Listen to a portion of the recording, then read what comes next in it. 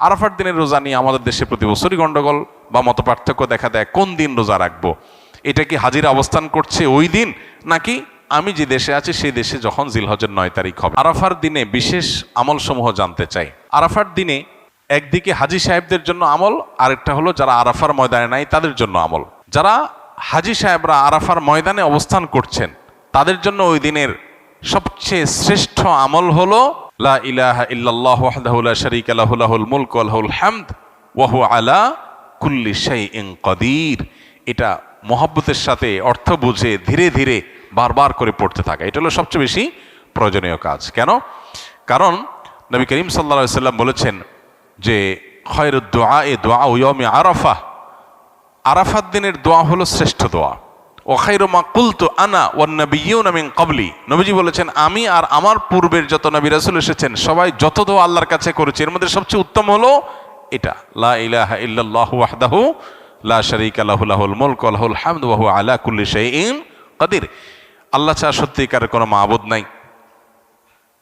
লা ইলাহা ইল্লাল্লাহ ওয়াহদাহু লা শারীকা লাহু, তিনি একক এবং তার কোনো শরীক নাই। লাহুল মুলক ওয়া লাহুল হামদ, রাজত্ব এবং প্রশংসার অধিকারী একমাত্র তিনি। ও হুয়া আলা কুল্লি শাইইন কাদির, তিনি সব কিছু করতে সক্ষম। বাহ্যিক দৃষ্টিকোণ থেকে এই বাক্যগুলোর মধ্যে কোনো প্রার্থনা নাই, তাহলে এগুলোকে দোয়া বলা হচ্ছে কেন? সেটা নিয়ে অনেক আলাপ আছে এবং মুহাদ্দিসিনে কেরাম একমত যে এইগুলো দোয়া।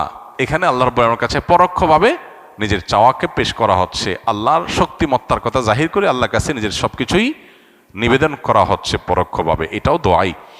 তো এটা হলো আরাফার ময়দানে যারা হাজির অবস্থান করবেন তারা সবচেয়ে বেশি পড়বেন। অনেক উলামা একরাম অবশ্য বলেন যে এই দোয়া অর্থাৎ লা ইলাহা ইল্লাল্লাহু ওয়াহদাহু লা শারীকা লাহু লাহুল মুলকু ওয়া লাহুল হামদু ওয়া আলা কুল্লি শাইইন কাদির আরাফার দিনে, আরাফার বাইরে যারা পৃথিবীর বিভিন্ন প্রান্তে গায়রে হাজি যারা আছি তারাও পড়তে পারেন, বরং আরাফার দিনে তাদের এটা পড়া উচিত এবং এ ব্যাপারে অনেকে রেকমেন্ড করেন।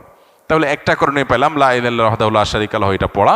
এবং আরাফাতের দোয়াকে সবচেয়ে শ্রেষ্ঠ দোয়া বলা হয়েছে, এই জন্য হাজি সাহেবরা বিশেষ করে যারা সেখানে অবস্থান করছেন ওই দিন একবারে সূর্য ডুবা পর্যন্ত, জোহর থেকে নিয়ে সূর্য ডুবা পর্যন্ত পুরো সময়টা দোয়ার ভিতরে ডুবে থাকা, এটা হলো সবচেয়ে বড় কাজ। আর যারা আরাফায় নাই, আরাফার বাইরে আছে, যারা হজে যাচ্ছেন না, তারা আরাফার দিনটাতে তারা রোজা রাখবেন। আরাফার দিনের রোজা নিয়ে আমাদের দেশে প্রতি বছরই গন্ডগোল বা মতপার্থক্য দেখা দেয়। কোন দিন রোজা রাখবো?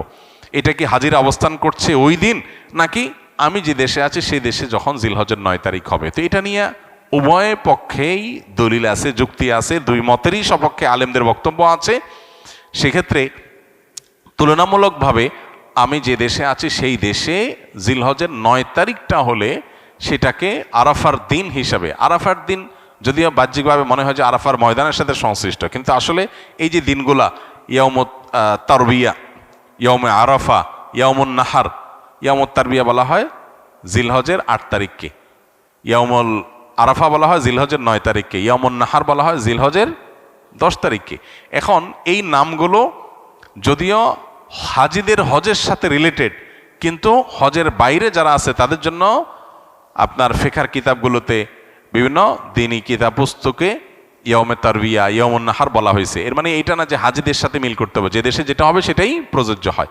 তো সেই আলোকে ইয়াউমে আরাফা আপনি যেখানে অবস্থান করছেন সেখানকার 9 তারিখ হিসাব করে রোজা রাখতে পারেন। যদি আপনার কাছে বেশি মনে হয় যৌক্তিক যে না হাজিদের অবস্থানের সাথে মিল করে রাখাটা, যেহেতু নামের মধ্যেই ইয়াউমে আরাফা আছে অতএব ওইটা আমি রাখবো, তো সেক্ষেত্রে আমি সেটাও করতে পারেন, কোনো অসুবিধা নেই। কোনো রেওয়ায়তের আলোকে জিলহজের প্রথম 9 দিনের প্রত্যেক দিন রোজা রাখা উচিত, কারণ মামিন আইয়ামিন আল আমালুস সালিহু ফিহিন্না আহাব্বু ইলাল্লাহ মিন হাযিহিল আইয়াম, বুখারীর হাদিস রয়েছে। এই দশকটাতে এমনি নেক আমল করা উচিত। অতএব নফল রোজা আপনি প্রথম সবগুলো দিন রাখতে পারেন, তাহলে আর কোনো ইখতিলাফের ঊর্ধ্বে এমনিই উঠে গেলেন। অতএব আরাফার দিনে আরাফাতের বাইরে যারা আছেন তারা রোজা রাখবেন, আর আরাফাতে যারা আছেন তারা কি করবেন? ওই যে লা ইলাহা ইল্লাল্লাহু ওয়াহদাহু লা শারীকা লাহু বেশি বেশি পড়বেন আর বেশি বেশি আল্লাহর কাছে দোয়া করবেন। দোয়াটা অবশ্য আমরা আরাফাতে যারা নাই তারাও করতে পারি। অশ্লীলতা ও অন্যায় থেকে নাকি নামাজ মানুষকে বিরত রাখে? তাহলে সমাজে অনেক মানুষকে দেখা যায় যারা নিয়মিত নামাজ ও অন্যায় একই সাথে করছে, তারা বিরত থাকছে না কেন? দুইটা বিষয় এখানে। প্রথম কথা হলো, যে লোকটা নামাজও পড়ে আবার খারাপ কাজও করে, এই লোকটা নামাজ না পড়লে এখন যা খারাপ কাজ করছে চেয়ে বহুগুণ বেশি করত। দ্বিতীয়ত, যে লোকটা নামাজ পড়েও খারাপ কাজ করছে সেই লোকটার নামাজ নিশ্চয়ই কোনো ক্ষেত্রে ত্রুটি হচ্ছে। ওষুধ খাইলে রোগ ভালো হয়, এখন ওষুধে যদি ভেজাল থাকে, ওষুধ যদি নকল ওষুধ হয়, ওষুধ যদি ডেট ওভার হওয়া ওষুধ হয়, তাহলে সেটা তো রোগ ভালো হবে না। এর মানে কি ওষুধের কার্যকারিতাকে আপনি অস্বীকার করবেন, নাকি আপনার সমস্যার কথা আপনি বলবেন?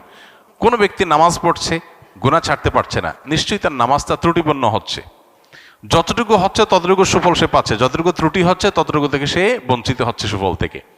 নবী সাল্লাল্লাহু আলাইহি সাল্লামের কাছে এরকম এক ব্যক্তি সম্পর্কে অভিযোগ করা হলো বা অনুযোগ জানানো হলো, তখন নবী করিম সাল্লাল্লাহু আলাইহি সাল্লাম বলেছেন যে অচিরেই তার নামাজ তাকে অন্যায় কাজ থেকে বিরত রাখবে, কারণ আল্লাহ বলেছেন ইন্নাস সালাতা তানহা আনিল ফাহশাই ওয়াল মুনকার, অশ্লীল এবং খারাপ কাজ থেকে নামাজ বিরত থাকে। অতএব নামাজকে যত বেশি সুন্দর করা যাবে তার সুফল তত বেশি পাওয়া যাবে। আমি দীর্ঘদিন মানসিক সমস্যায় জর্জরিত, আমার মেধাশক্তি খুবই দুর্বল, যে কারণে আমাকে লেখাপড়া বন্ধ করতে হয়েছে। এখন আমি কারিগরি কাজ শিখতে চাচ্ছি, কিন্তু সেটাও ভালোভাবে শিখতে পারছি না। আমাকে বারবার শিখাই দিলেও আমি শিখতে পারছি না, বুঝাই দিলেও আমি বুঝছি না, যে কারণে আমি কোনো চাকরি বা কাজ করতে পারছি না। অনেক ডাক্তারি পরীক্ষা নিরীক্ষা হেজামা রকিয়া করার পরও কোনো ফল পাচ্ছি না। এখন আমি কি করব? দেখুন, অনেক ক্ষেত্রে আমাদের মধ্যে হতাশা কাজ করে। 2 বার 4 বার 6 বার 8 বার কয়েকবার এরকম যখন আমি কোনো কাজ ব্যাটে বলে করতে পারি না, তখন আমার মনে হয় না, আমার দ্বারা মনে হয় কিছু আর হবে না। অনেকে লেখে যে দেখেন আমি জীবনে কোনো কাজে সফল হই না, যেটা করতে চাই হয় তার উল্টাটা। তো আমি বলি, এই যে আপনি প্রশ্ন দিয়েছেন, অনেকেই তো প্রশ্ন দিচ্ছে, সবার প্রশ্ন তো আমি পড়তে পারি না, উত্তর দিতে পারি না। আপনার প্রশ্নটা যে আমার পর্যন্ত আসছে, উত্তর দিতে পারছি, এটা তো একটা সাকসেস। আপনার জীবনে সাকসেস নাই কে বলছে?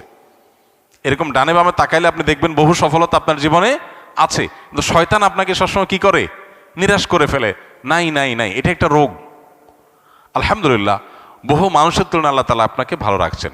তো এটার প্রথম ট্রিটমেন্ট হলো পজিটিভ চিন্তা করা, নিজের মানসিক ট্রিটমেন্ট করা, যে আমি আসলে এতটা আমি পিছিয়ে নাই যতটা আমি নিজেকে মনে করছি। এটা হলো প্রথম ট্রিটমেন্ট।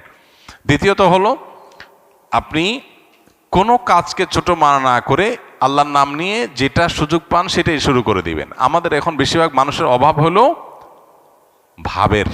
কিসের অভাব? ভাবের অভাব।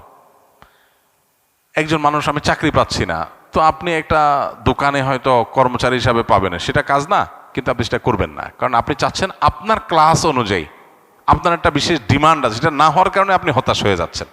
এই জন্য চাহিদাগুলো যত কমাইতে পারে, মানুষ যখন খুব ইজি লাইফ লিড করার চেষ্টা করে, খুব সাধারণভাবে চলার চেষ্টা করে, তখন তার কাছে দুনিয়াটা সব ইজি হয়ে যায়। এই জন্য আমরা নিজেরা অনেক সময় এগুলো কঠিন করে ফেলি। তারপরও আপনার এর বাইরেও কোনো সমস্যা থাকতে পারে, সেজন্য আপনি এভাবে সংক্ষিপ্ত কোনো সেশনের প্রশ্ন উত্তরে না দিয়ে আপনি কোনো আলেমের সাথে দেখা করেন। আমাদের ফাউন্ডেশনে অফিস টাইমে কাউন্সেলিংয়ের ব্যবস্থা থাকে, ওলামা ইকরাম থাকেন, সেখানে আপনি সময় নিয়ে যেতে পারেন, ইনশাআল্লাহ হয়তো আপনার কোনো কাজে আসবে। আমি জোহরের সুন্নত নামাজ 4 রাকাত নিয়ত করেছি। ইতোমধ্যে জোহরের ফরজ নামাজ শুরু হয়ে গিয়েছে। এমত অবস্থায় আমি 2 রাকাত নামাজ পড়ে সালাম ফিরিয়ে জামাতের অংশ নিয়েছি। নিয়ত করেছি 4 রাকাতের, কিন্তু নামাজ পড়লাম 2 রাকাত। এতে আমার নামাজ হয়েছে কিনা? উত্তর হলো হ্যাঁ, হয়েছে, কোনো অসুবিধা নেই, বরং এটাই উচিত।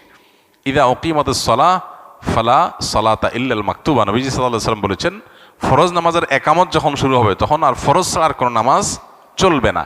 চলবে না মানে তখন আর কোনো নামাজ স্টার্ট করা উচিত না। এখন কেউ 4 রাকাত সুন্নতের নিয়ত করছে, 2 রাকাতের বৈঠকে একামত শুরু হয়ে গেছে, তখন সে সালাম ফিরে নামাজ শেষ করবে। নিয়ত করছে 4 রাকাত, পড়ছে কয় রাকাত? 2 রাকাত। প্রতি 2 রাকাত ফরজ নামাজের বাইরে সব নামাজগুলোতে প্রতি 2 রাকাতের পর একটা কি আসে? স্টেশন আছে, চাইলে সেখানে ক্লোজ করা যাবে। এর কারণে কোনো গুনাহ হবে না, সেজদা সাহু দিতে হবে না। তবে 4 রাকাত সুন্নত আর আদায় হলো না, এটা আপনি ফরজের পরে 2 রাকাত সুন্নতের পরে সুযোগ থাকলে ওই 4 রাকাত সুন্নত আলাদা করে আপনার আদায় করা উচিত, সেটা ভিন্ন বিষয়, কিন্তু আপনার নামাজ হয়ে যাবে। 2 রাকাতের সওয়াব আপনি পাবেন, যেটা হয়ে গেল।